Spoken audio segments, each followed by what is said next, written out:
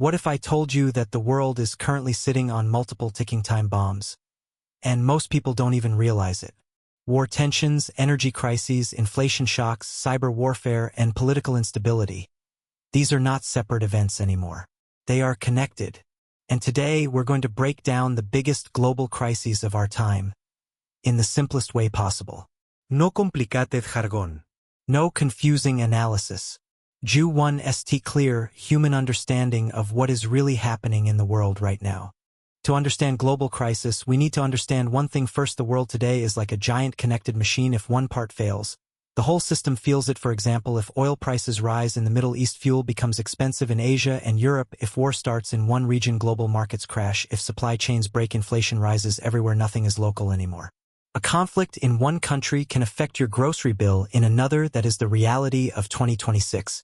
One of the biggest global crises today is geopolitical tension. Basically, countries competing for power. Major hotspots: Middle East tensions, Iran, Israel, U.S. involvement, Asia-Pacific rivalry, U.S. versus China influence, South Asia political instability. But why is this happening? There are three main reasons. Power struggle: countries want military dominance, regional influence, strategic control, resources, oil, gas, shipping routes, and rare minerals are becoming more valuable than ever. Trust deficit: nations don't fully trust each other anymore, so diplomacy is weakening. The result: small disputes now carry the risk of large-scale conflict. Most people don't realize this energy is the backbone of the modern world. Without oil, gas, and electricity, factories stop, transport stops, economies collapse. Now imagine a situation where oil supply is disrupted in a key region, shipping routes become unsafe, countries panic, buy energy resources. What happens? Prices explode. Inflation rises, public anger increases, and governments become unstable. That's why energy-rich regions are always at the center of global attention. Have you noticed that almost everything is getting expensive worldwide? That's not random, it's part of a global economic cycle. Key reasons: inflation, money loses value when too much is printed, or supply chains break. Debt crisis, many countries are borrowing heavily just to survive. Global slowdown, trade between countries is weaker than before. Simple explanation: the world is spending more than it is producing, and that creates pressure on food prices, fuel prices, housing costs. This is why even middle-class families feel financial stress globally.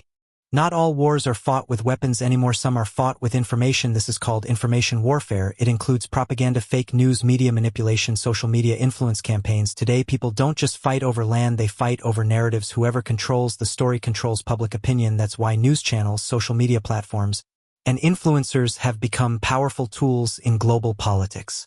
Another silent crisis is cyber warfare. Countries are now hacking government systems, targeting financial institutions, disrupting infrastructure. Unlike traditional war, cyber attacks happen silently, often without immediate detection. Imagine power grids shut down, banking systems frozen, communication networks disrupted. That's the modern battlefield. No soldiers, no tanks, just code.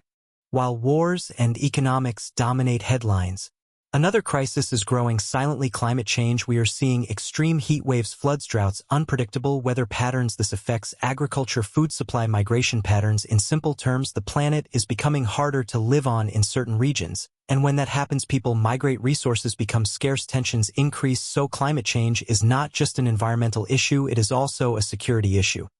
Here is the most important truth: none of these crises exist alone. They are all linked like dominoes. For example, war disrupts oil, increases inflation. Inflation creates economic instability.